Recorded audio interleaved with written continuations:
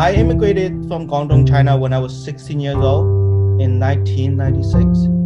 When they came to Oakland, my dad was working in a Chinese restaurant and my mom was working as a seamstress. That's Simon, one of my dad's closest friends. He's a 40-year-old software engineer in San Francisco. His family immigrated from China to West Oakland in hopes of a better life. They were poor, but worked hard. Look, I think we all know how the story goes. But Simon has also spent 21 years in prison, and he's a registered sex offender, even though he's never sexually assaulted someone. I wanted to know, how does something like this happen? And what are the consequences?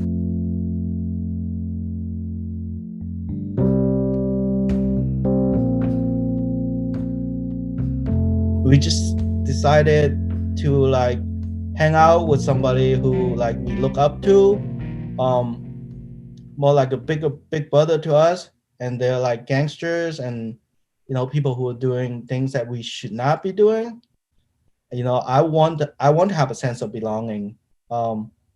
So we follow those people who we look up to and go into an home invasion robbery. Simon and 4 other kids ages 15 to 17 carried out the robbery in San Jose, but it went horribly wrong. I was downstairs holding a gun against people, and one of my co-defendants in the upstairs bedroom had sexually assaulted somebody. I think he touched somebody, but I didn't see it. And one of my co-defendants saw it and stopped him. Simon didn't know any of this happened until he was caught for the robbery a week later and charged with sexual assault. I was told that I have a sexual assault charge against me, and that carries life sentence. Since we don't have any money to hire an attorney, the public defender kind of convinced you that taking a deal for 26 years is the best deal of your life. The prosecutor wanted me to sentence Simon to 46 years in prison. That's Judge LaDoris Cordell, who was Simon's judge at the time. She's since come out in favor of his pardon. The probation officer wanted 37 years. Given what Simon had chosen to plead guilty to, there was a bottom. In other words, I couldn't go beneath the bottom because of the charges he pled to. And the bottom was something like 21 years. That's the minimum. Simon had done the robbery for adults that he trusted. They gave him some new clothes when it was over. That was it. Now, at 16, he was sentenced to 26 years in prison.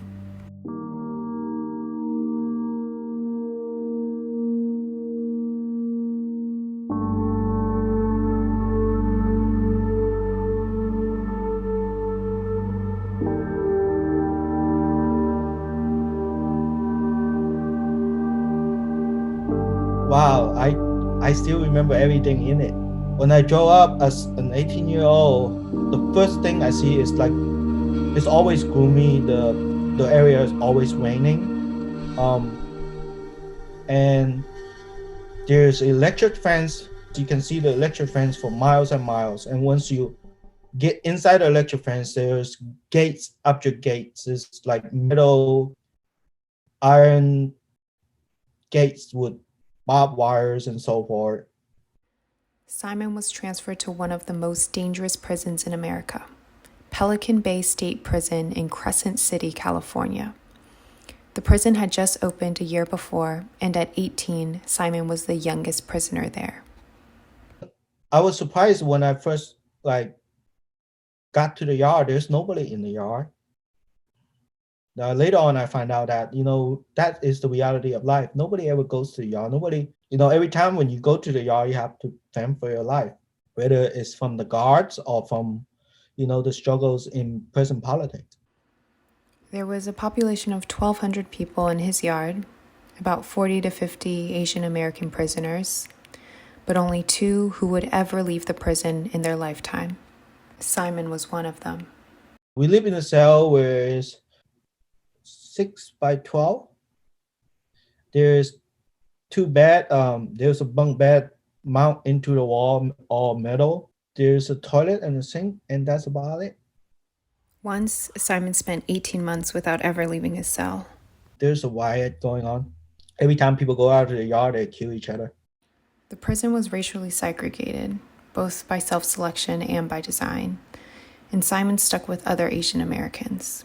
It's kind of like a small family unit. It just, we have to stick together to survive.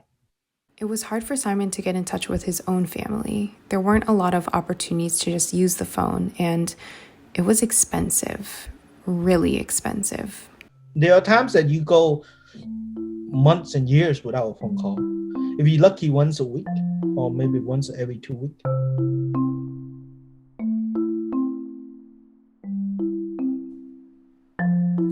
Simon got his GED, and he also started taking computer programming classes. Never touched technology in my life. Never had a computer. So I go into the program, I learned some basic stuff.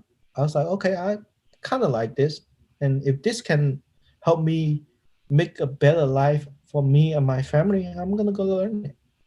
And that's exactly what he did. After 21 years of incarceration, Simon was released, and he went to coding boot camp. He still needed a job, though, but his friend Dan, who worked at Dropbox and who had taught him pre-calculus in the prison university, said he had an idea. He said, well, my friend Jessica, have a startup company. I meet Jessica, and Jessica said, come to my office on Sunday and we see what you got. That would be the first of many Sundays over the next 2 months. Jessica would sit and do her work while Simon practiced coding problems. She'd give him feedback and ask him to come again the next week. Jessica would take her time to help me practice my interview. And when she think I'm ready for an interview at Pilot, I went through the regular software engineer interview process. I passed and I got an offer.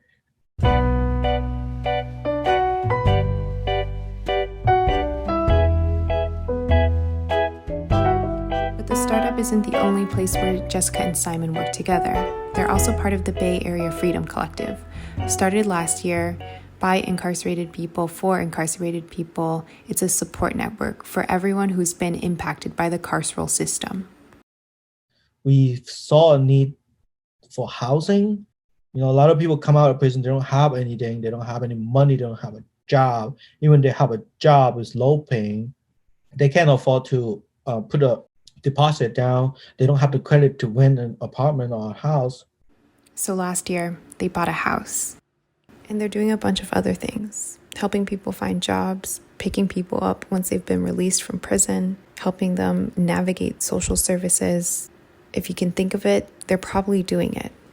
I consider my friends who've done horrible things in prison, but, they never tell you that the first thing that they can remember.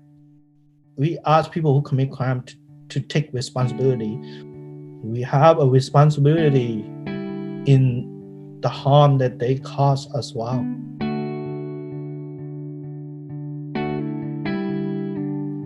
I asked Simon what he wished people would understand about incarceration, and this is what he said.